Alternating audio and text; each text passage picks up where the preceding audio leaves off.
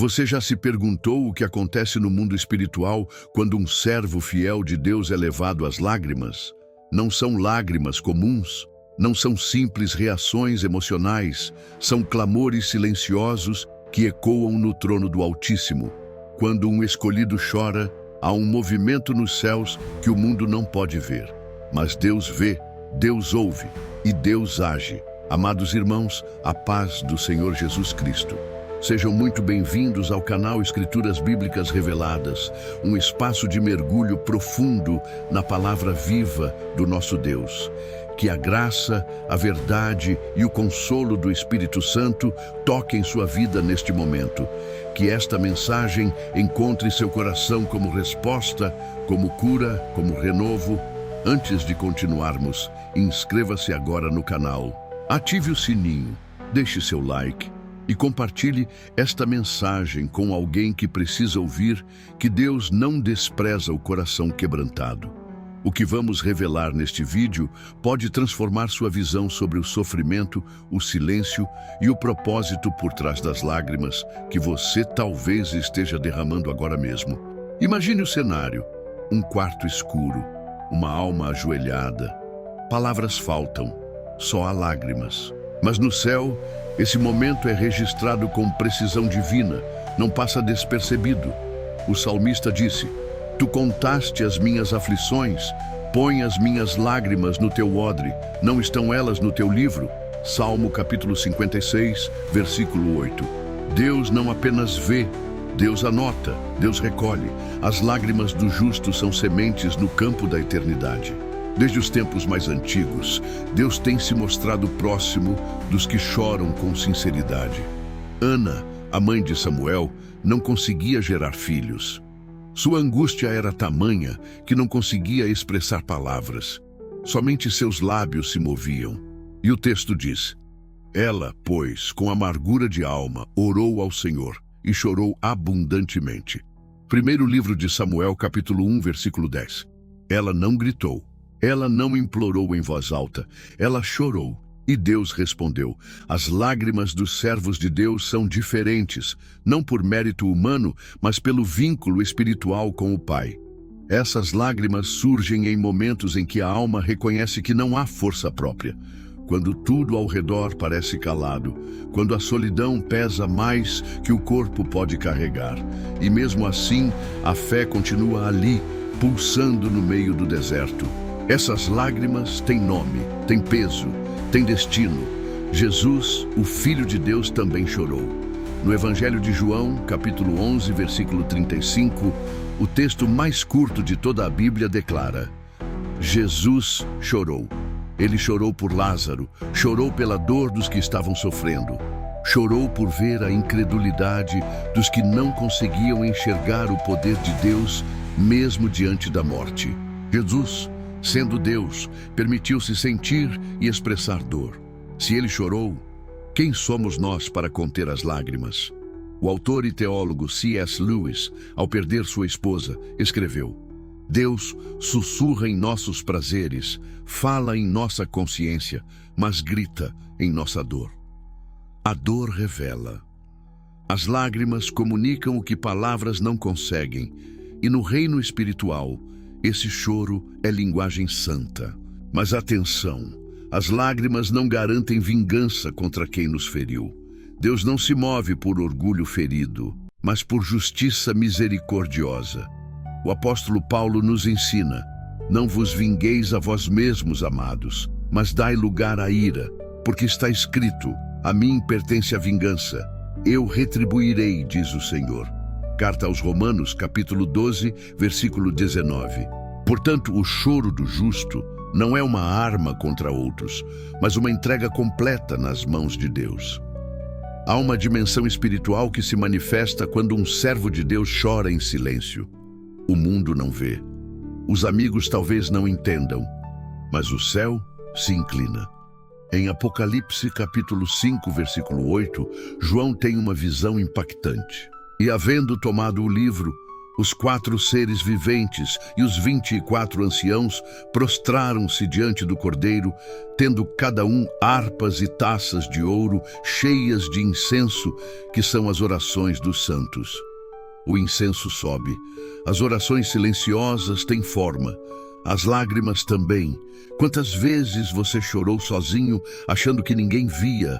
Quantas noites suas lágrimas foram o único alívio? Quantas vezes você pensou: será que Deus se importa mesmo? A resposta está na cruz, está nas promessas, está no odre celestial, onde ele recolhe suas dores. O teólogo brasileiro Augustus Nicodemos afirma: o sofrimento é o cadinho onde Deus purifica seus filhos. Não é castigo, é processo. É exatamente isso. Cada lágrima é lapidação. Não há dor desperdiçada na vida de um servo fiel. Enquanto o mundo te chama de fraco por chorar, o céu te chama de quebrantado. E é para esse tipo de coração que Deus se aproxima. Perto está o Senhor dos que têm o coração quebrantado e salva os contritos de espírito. Salmo capítulo 34, versículo 18. Mas o que mais Deus faz com essas lágrimas? Há mistérios profundos que a Bíblia revela. E uma verdade que pode abrir os seus olhos de forma definitiva. Quando o céu se inclina, o poder escondido nas lágrimas, no silêncio da dor, existe uma linguagem que só o céu compreende. As lágrimas de um servo fiel não são desespero vazio, são clamor embutido em entrega. E quando essa entrega é feita no altar da fé, algo se move na eternidade. Deus não apenas assiste, ele responde. Você conhece o rei Ezequias, um homem justo, piedoso, que restaurou a adoração em Judá.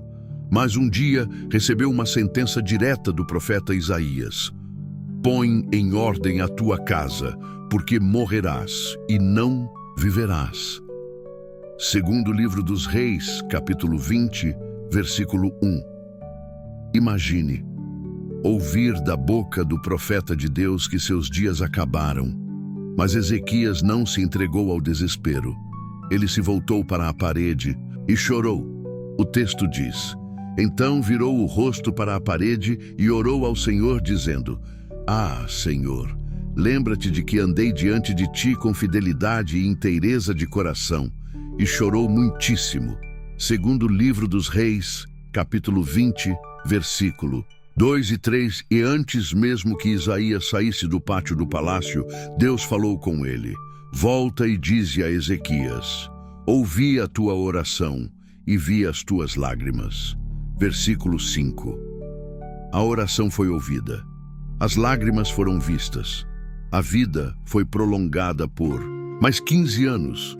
Deus responde às lágrimas, mas Ele não responde porque somos especiais. Ele responde porque Ele é Pai. E todo pai amoroso se inclina para socorrer o filho que chora com confiança. O próprio Senhor Jesus ilustrou isso na parábola do juiz iníquo.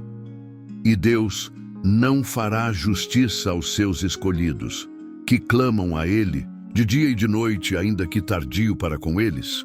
Evangelho de Lucas, capítulo 18, versículo 7. Muitos acham que ser escolhido significa viver sem dor. Mas, biblicamente, o escolhido muitas vezes é o mais provado, o mais quebrado, o mais testado. José, filho de Jacó, foi um desses. Tinha sonhos dados por Deus, mas foi traído pelos irmãos, lançado em uma cisterna, vendido como escravo, injustamente preso. Quantas lágrimas José derramou no Egito! A Bíblia não menciona todas, mas uma em especial, sim. Quando seus irmãos o reencontram, sem saber que ele era governador, José se afasta e chora. Então José apressou-se e procurou onde chorar. E entrou em seu quarto e ali chorou. Gênesis capítulo 43, versículo 30. O que ninguém viu foi que aquelas lágrimas não eram apenas saudade, eram liberação, eram cura. A história de José nos mostra que Deus não ignora injustiças, mas Ele também não nos permite perder o propósito maior por causa delas. José poderia ter se vingado, mas escolheu o perdão. E ao revelar-se aos irmãos, ele diz: vós bem intentastes mal contra mim, porém Deus o tornou em bem. Gênesis capítulo 50, versículo 20. As lágrimas de um servo fiel não geram retaliação, geram restauração, porque o choro do justo é semente para a glória futura. O teólogo Rodrigo Silva, arqueólogo e estudioso das Escrituras, certa vez afirmou em uma de suas palestras: muitos dos heróis da fé foram formados em ambientes de silêncio, dor e aparente abandono. Foi ali que Deus construiu o invisível que sustentaria o visível depois. Isso é espiritual, isso é real e isso é bíblico. Você está chorando hoje, talvez ninguém esteja vendo, talvez ninguém entenda. Talvez sua dor não tenha explicações lógicas, mas há um Deus que está contando suas lágrimas e Ele não deixará nenhuma sem propósito. No Salmo capítulo 126, versículo 5, está escrito: os que semeiam em lágrimas cegarão com alegria. Essa promessa não é simbólica, ela é profética. O mesmo campo onde hoje você rega com lágrimas, amanhã será cenário da sua colheita. Há momentos em que tudo parece em silêncio. Você ora, espera, confia, e mesmo assim nada muda. Mas é nesse silêncio que o céu trabalha. Deus não ignora o pranto dos seus.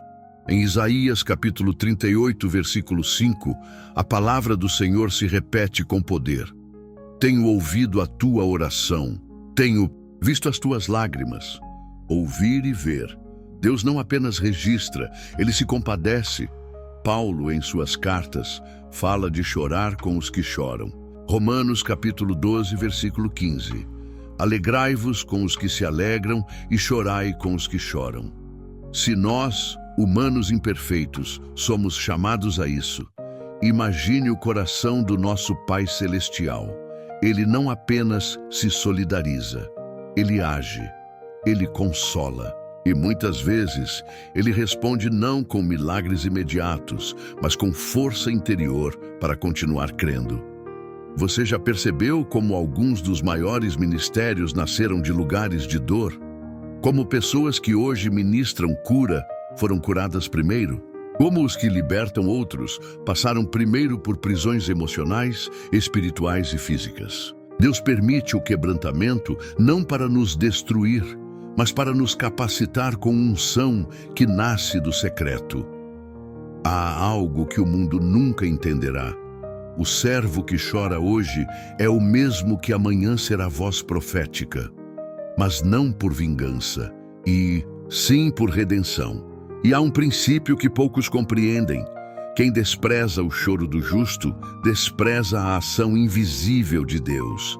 Não porque o servo tem poder especial, mas porque Deus ama a justiça e abomina o orgulho, a crueldade e a zombaria. Está escrito em Provérbios capítulo 17, versículo 5. O que escarnece do pobre insulta ao que o criou. O que se alegra da calamidade não ficará impune. Há lágrimas que antecedem mudanças. Há choros que preparam encontros. Há gemidos que antecedem livramentos. E você pode estar exatamente nesse ponto, no vale, no silêncio, no clamor. Mas preste atenção, algo já está se movendo no invisível. A terra pode parecer seca, mas no céu já está chovendo. O que acontece quando um servo chora? Deus ouve, Deus vê e Deus prepara. Mas o que Ele prepara, você ainda vai descobrir. As lágrimas que ativam propósitos. Existem lágrimas que não apenas expressam dor, elas liberam destinos, elas ativam promessas, elas fazem o céu se mover em favor de um propósito que, aos olhos humanos, ainda está em formação. O que o mundo chama de fragilidade, o céu reconhece como maturidade espiritual. Davi sabia disso. Antes de ser rei, ele foi perseguido, difamado, injustiçado. Houve um tempo em que ele teve que fingir loucura para salvar a própria vida. Foi traído por quem deveria protegê-lo. Refugiado em cavernas, solitário em desertos, Davi escreveu alguns dos salmos mais intensos da Bíblia, muitos deles regados em lágrimas. No Salmo capítulo 6, versículo 6, ele declara: "Estou cansado do meu gemido, toda a noite faço nadar a minha cama, molho o meu leito com as minhas lágrimas." Não era exagero, era sinceridade, era dor crua diante do Altíssimo. O que poucos compreendem é que foi nesses lugares secretos de quebrantamento que Davi foi preparado para reinar. Antes de empunhar a coroa, ele empunhou o silêncio. Antes de sentar no trono, ele se ajoelhou entre pedras e clamores. Antes de comandar um exército, ele aprendeu a chorar diante de Deus. O poder que viria sobre sua vida nasceu da dependência que ele cultivou em meio à aflição. Você entende agora por que suas lágrimas têm valor? Não porque você seja mais espiritual, mas porque você se recusa a abandonar a fé mesmo quando tudo desmorona. É isso que move o coração de Deus. É essa fidelidade no vale que revela o quanto a promessa está viva, mesmo quando tudo parece morto. As lágrimas não são fim, elas são meio. São ferramentas espirituais que quebram o orgulho, purificam o coração e alinham o espírito ao propósito divino.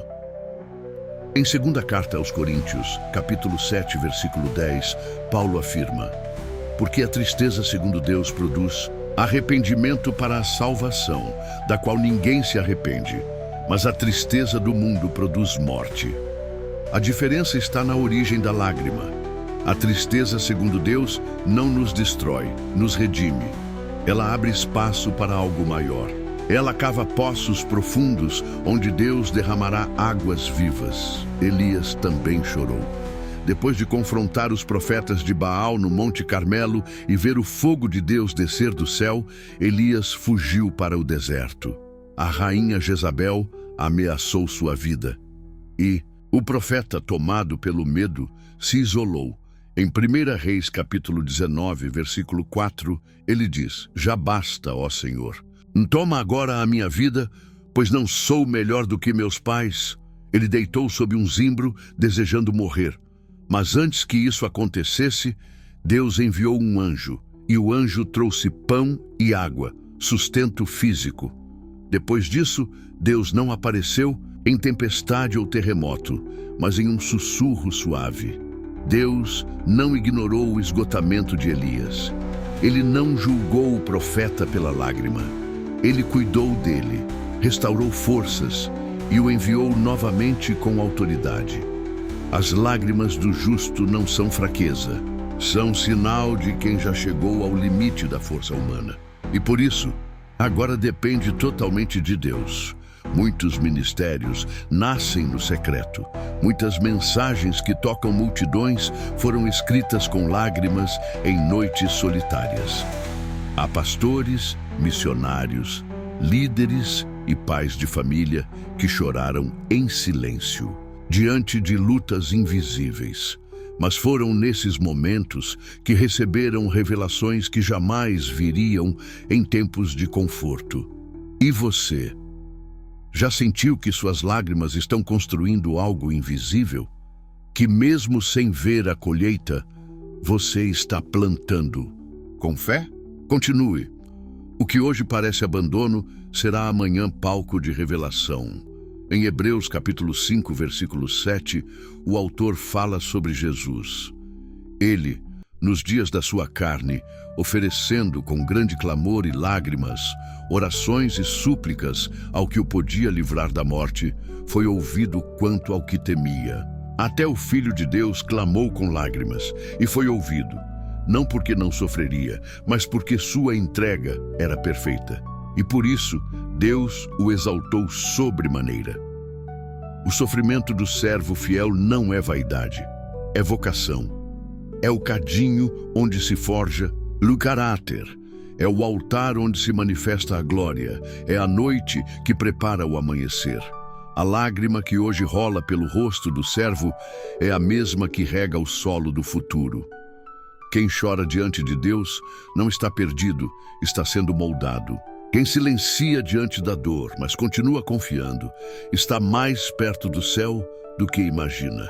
E quem permanece firme, mesmo chorando, está escrevendo sua história com tinta invisível, aquela que Deus lê antes de todos os homens verem. Muitos olham o servo de Deus e enxergam apenas a aparência. Vem a pessoa comum, o rosto abatido, o silêncio prolongado, mas não percebem que dentro dele existe uma vida de oração, promessas e consagração. É por isso que desprezar o choro de alguém consagrado é pisar em solo santo sem perceber. No Evangelho de Mateus, capítulo 5, versículo 4, Jesus declarou: "Bem-aventurados os que choram, porque eles serão consolados." Essa não é uma frase de consolo humano, é uma promessa eterna. Quem chora sob a direção do Espírito Santo chora por propósitos maiores. E esse consolo virá, com poder, com presença, com transformação. Mas há mais. Há um segredo sobre as lágrimas dos servos fiéis que quase ninguém conhece. Algo escondido nas Escrituras, algo que muda o entendimento sobre dor, tempo e colheita, e está prestes a ser revelado. Quando a lágrima vira testemunho, o mistério revelado, você já se perguntou por que Deus permite que seus servos mais fiéis passem por tanta dor? Por que pessoas que buscam santidade, vivem em oração, servem com sinceridade, muitas vezes são colocadas em cenários de perda, rejeição, traição e injustiça? A resposta está escondida nas Escrituras. E nas lágrimas. As lágrimas do justo têm um destino definido, o altar de Deus. No livro de Apocalipse, capítulo 7, versículo 17, está escrito: "E Deus limpará de seus olhos toda lágrima." Esse texto fala da consumação futura, mas nos revela uma realidade presente. Deus está atento. Ele não armazena lágrimas à toa. Ele guarda, ele considera, ele transforma. Toda lágrima entregue com fé se torna um memorial diante do trono. Vamos voltar à figura de Maria Madalena. No Evangelho de João, capítulo 20, versículo 11, a Bíblia nos mostra uma das cenas mais emocionantes da ressurreição. Maria, porém, estava chorando fora, junto ao sepulcro. Ela chorava porque pensava que haviam tirado o corpo de Jesus. Estava mergulhada na dor, na confusão, no desespero. Mas foi nesse exato momento que o próprio Cristo ressurreto apareceu diante dela. E o primeiro nome que Jesus pronunciou, após vencer a morte, foi o dela, Maria. João, capítulo 20, versículo 16. Você entende o mistério? Foi no momento mais escuro da vida de Maria que ela teve o maior encontro da história da humanidade. Suas lágrimas não impediram o milagre. Elas prepararam o solo para o milagre acontecer. Essa é a revelação. As lágrimas dos justos atraem a manifestação da presença de Deus. Não são instrumentos de vingança. Não são armas para provar um ponto. Elas são sinais, marcas espirituais, que autenticam o coração que foi moído, mas continua crendo. Talvez você tenha chorado demais ultimamente. Talvez tenha sido incompreendido, traído, deixado de lado por quem mais amava. E talvez, como Maria, você está olhando para o sepulcro e achando que tudo acabou. Mas Jesus está mais perto do que você imagina. Não se trata de drama emocional, não é sobre sensacionalismo espiritual, é sobre a realidade profunda de que a dor do justo tem propósito. Deus não desperdiça nenhum sofrimento. Ele transforma cada lágrima em um instrumento de fé, autoridade e graça. E aqui está o segredo que poucos compreendem. As lágrimas dos escolhidos carregam promessas, e as promessas carregam destino. E o destino dos que permanecem fiéis é glorificar a Deus com a própria vida. O apóstolo Pedro escreveu em sua primeira carta, capítulo 1, versículos 6 e 7, "Nisso exultais, ainda que no presente, por um pouco de tempo, sejais contristados por várias provações, para que a prova da vossa fé, mais preciosa do que o ouro que perece, mesmo apurado por fogo, seja achada em louvor, glória e honra na revelação de Jesus Cristo. Você não está sendo provado por castigo, você está sendo refinado como ouro, e isso é santo. O escolhido de Deus não é poupado das dores da vida. Ele é sustentado em meio a elas. E quando chora, o céu não apenas registra. O céu responde com presença. E aqui está algo ainda mais impactante. Muitos dos milagres mais poderosos da Bíblia aconteceram após alguém ter chorado em silêncio. Ana, mãe de Samuel, chorou, recebeu um filho. Ezequias chorou, recebeu cura e anos a mais de vida. Davi chorou, foi coroado. Elias chorou, foi renovado. Maria chorou, viu Jesus ressurreto. Agora pense, e você? O que está por trás dessas lágrimas que você derrama? Que semente está sendo regada? Qual milagre está sendo preparado? A Bíblia não romantiza a dor. Ela revela o poder de Deus em meio à dor. Os que com lágrimas semeiam, com júbilo ceifarão. Salmo capítulo 126, versículo 5. Não importa quanto tempo passe, a colheita virá, porque Deus não falha, porque Ele é o mesmo ontem, hoje e eternamente. Então receba esta palavra. Se você chorou em silêncio, Deus ouviu. Se você foi desprezado, Deus viu. Se você pensou em desistir, Deus te segurou. E se você ainda está de pé, mesmo com o coração ferido, é porque a promessa ainda está viva. A vida de um servo fiel não termina em lágrimas. Ela floresce em testemunho. Ela reflete a glória do Deus que transforma pranto em dança, tristeza em força e sofrimento em missão. Agora, permita que essa mensagem te leve a um lugar mais profundo com Deus. Se você ainda não entregou sua vida a Jesus, esse é o momento. Ele é o único que transforma dor em propósito. Só Ele recolhe suas lágrimas e devolve sentido. Ore com sinceridade. Diga: Senhor Jesus, eu entrego minha dor, meu passado e meu coração. Lava minha vida, perdoa meus pecados e escreve meu nome no livro da vida. Em nome de Jesus, amém. Procure uma igreja próxima da sua casa. Leia as Escrituras diariamente. Viva pela fé e não pelas circunstâncias. Se você assistiu até aqui, comente. Eu estou comprometido com a verdade, que é a palavra de Deus. João capítulo 17, versículo 17. Até o próximo vídeo. Que o Deus de toda consolação te abrace hoje com presença, cura e propósito. Amém.